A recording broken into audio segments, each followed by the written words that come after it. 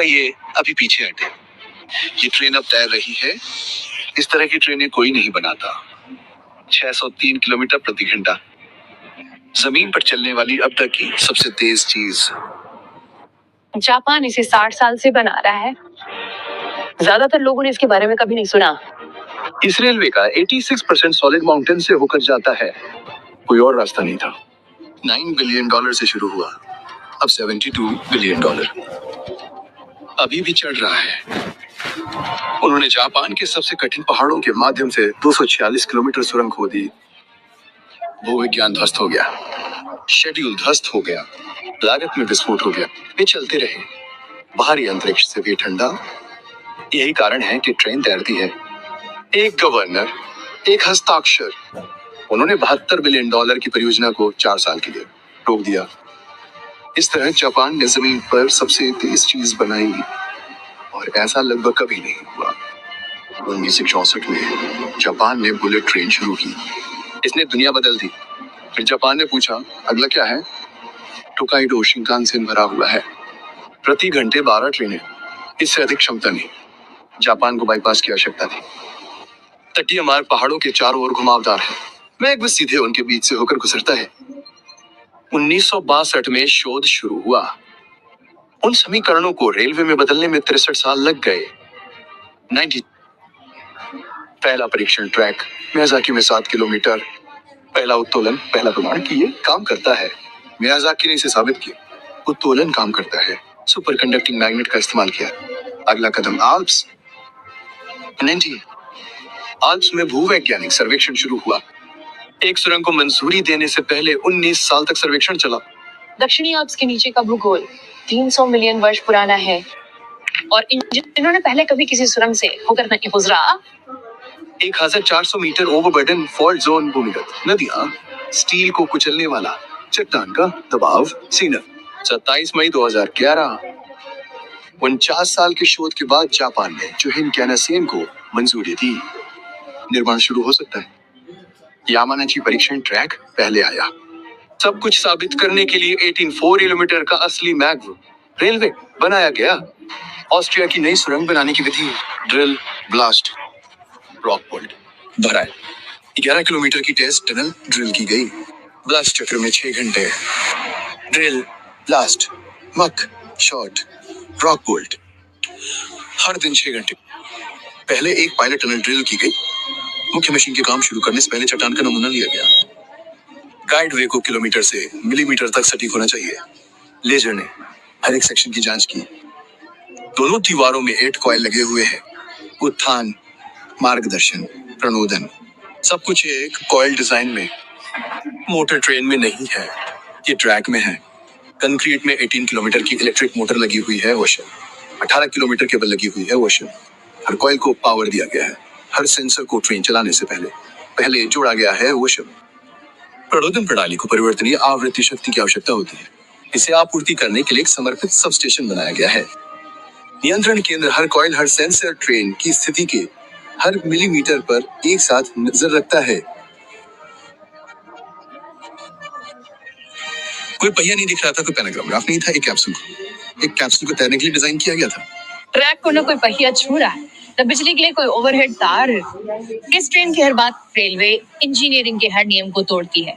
पहला उत्तोलन 1997। टायर पीछे हट गए। ट्रेन अदृश्य शक्ति पर तैरते हुए 10 सेंटीमीटर ऊपर उठी। ऊपर दिसंबर 1997 का हम जानता 531 किलोमीटर प्रति घंटा, एक नया विश्व रिकॉर्ड। अपने पहले पूर्ण गति परीक्षण में एक भी वाणिज्यिक यात्री के चढ़ने से पहले 200,000 लोगों ने परीक्षण ट्रेन की सवारी की। जापान ने हर चीज का परीक्षण किया। अक्टूबर 2014 वास्तविक लाइन पर नींव रखी गई। 286 किलोमीटर का रेस, इतिहास की सबसे बड़ी रेलवे परियोजना। शिनागावा से नागोया 266 किलोमीटर, उसमें से 246 किलोमीटर सुरंगों के अंसार है।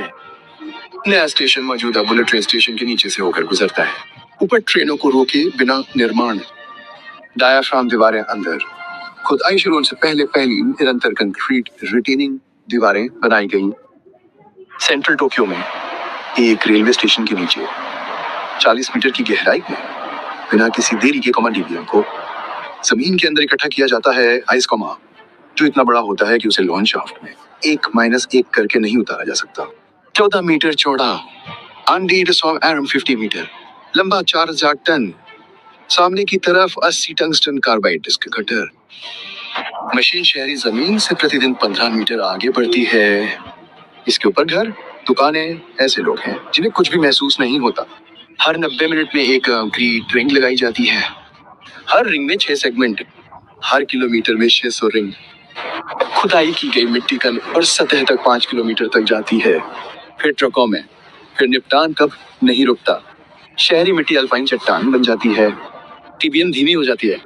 डिस्क कटर हर 50 मीटर पर घिस जाते हैं। उन्हें बदलना होगा। कटर को बदलने के लिए सुरंग के सामने प्रेशराइज्ड चैम्बर में जाना पड़ता है। निर्माण में सबसे खतरनाक कामों में से एक। मुख्य मशीन के आने से पहले भूविज्ञान को पढ़ने के लिए 1000 मीटर आगे एक पायलट सुरंग खोदी जाती है। 1000 मीटर आगे बोरिंग सर्वे। जापान ने इस सुरंग के लिए इस तकनीक का आविष्कार किया। भूविज्ञान विफल रहा। 300 मिलियन वर्ष पुरानी जिसे हम चट्टान खंडित, अप्रत्याशित, किसी भी मॉडल के विपरीत। आपातकालीन रिडिजाइन। सबसे खराब वर्गों में TBM की जगह NATM। 5 साल की देरी की घोषणा की। अल्प्स में NATM धीमी, महंगी, लेकिन भूविज्ञान द्वारा स्वीकार की जाने वाली एकमात्र विधि। पहाड़ से 1400 मीटर ऊपर सुरंग को कुचलने वाले पत्थर का दबाव। इंजीनियरों ने इसके लिए डिजाइन किया जहां पत्थर का दबाव चरम पर था। स्टील आर्चरी विस्थापित किए गए, फिर शॉर्टक्रेट, फिर रॉक बोल्ट, फिर और शॉर्टक्रेट। गहराई में भूमिगत नदियां मिली, ग्राउट बंद हो गई, बह गई। पहाड़ लगातार विरोध करता रहा। एक परियोजना में 3 अलग सुरंग बोरिंग विधियों का उपयोग किया गया। NATM, TBM शील्ड और पारंपरिक ड्रिल ब्लास्ट। भूविज्ञान ने हर बदलाव को मजबूर किया। दक्षिणी आल्प्स सुरंग से प्रति मिनट 10,000 लीटर पंप किया गया। निर्माण के हर मिनट में खुदाई से अल्पाइन चट्टान को साइट पर ही कुचल दिया गया, जिसका इस्तेमाल सुरंग की परत बनाने में कंक्रीट के तौर पर किया गया। खुदाई के पीछे कंक्रीट की परत डाली गई। हर 12 मीटर के छेद वाले हिस्से में 3 दिन लगते हैं। हवा और आपातकालीन पहुंच के लिए पहाड़ में 400 मीटर की ऊर्ध्वाधर खाई खोदी गई। 60 अलग निर्माण अनुबंध, सभी एक साथ चल रहे हैं। एक परियोजना, 60 अलग जगह। ठोस चट्टान से तराशे गए भूमिगत स्टेशन। कोफू गुफा अधिकांश सतही स्टेशनों से बड़ी। स्टेशन की छत को कोई स्तंभ सहारा नहीं देता। पहाड़ में 20 मीटर तक ड्रिल किए गए रॉक एंकर काम करते हैं। चट्टान की गुहा के अंदर बना पूरा रेलवे स्टेशन 40 मीटर भूमिगत, बिना किसी प्राकृतिक रोशनी के। सुरंग पूरी हो गई। अब सबसे कठिन हिस्सा, गाइडवे को किल पर मिलीमीटर की सटीकता के साथ स्थापित किया जाना चाहिए। हर गाइडवे सेक्शन का लेजर सर्वेक्षण किया गया। 50 मीटर से अधिक की सहनशीलता 1 मिलीमीटर। कोई अपवाद नहीं। दीवार में ये खांचे मेरे हिसाब से हर एक में एक कॉइल रखते हैं। ट्रेन कॉइल के साथ संपर्क करके तैरती है, जिसे वो कभी छूती नहीं है। यही इंजीनियरिंग है।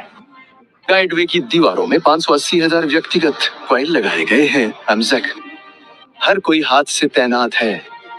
इंजन जमीन में है, ट्रेन में नहीं। कंक्रीट में 246 किलोमीटर की इलेक्ट्रिक मोटर लगी हुई है। नाक 15 फीट लंबी है एक्टिव, जिसे 3 साल तक विंड टनल में आकार दिया गया है, जिसे 500 किलोमीटर प्रति घंटे की रफ्तार से सुरंग में प्रवेश करने के लिए डिजाइन किया गया है।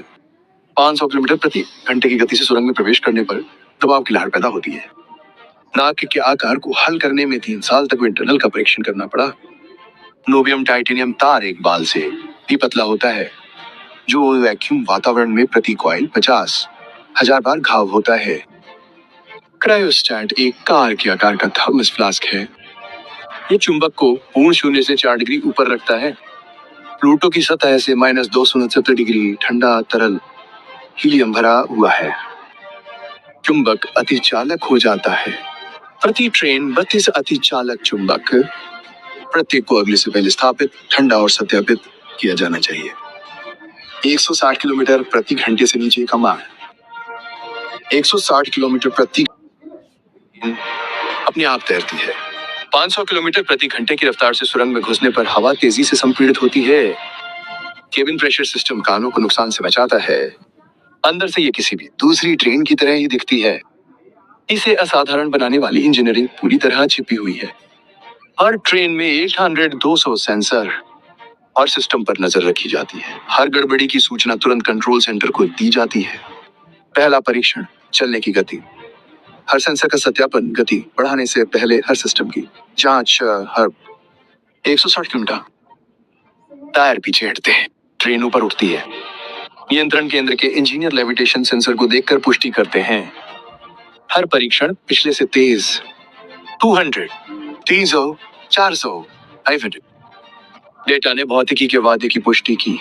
400 किलोमीटर प्रति घंटे की रफ्तार पर एक चुंबक बुझाया गया। सुरक्षा प्रणाली सक्रिय हो गई। ट्रेन सुरक्षित रूप से रुक गई। इंजीनियरों ने चुंबक माउंटिंग को फिर से डिजाइन किया। ट्रैक के कंपन के कारण बुझा। इंजीनियरों ने माउंटिंग को फिर से डिजाइन किया। फिर से परीक्षण किया गया, बुझाया नहीं गया। समस्या हल हो गई। 500 किलोमीटर घंटा पर भूकंप का अनुकरण। U- आकार का गाइड वे पटरी से उतरने से रोकता है। ट्रेन ट्रैक से नहीं हट सकती। हर टेस्ट रन से चांद पे उतरने से ज्यादा डेटा मिलता है।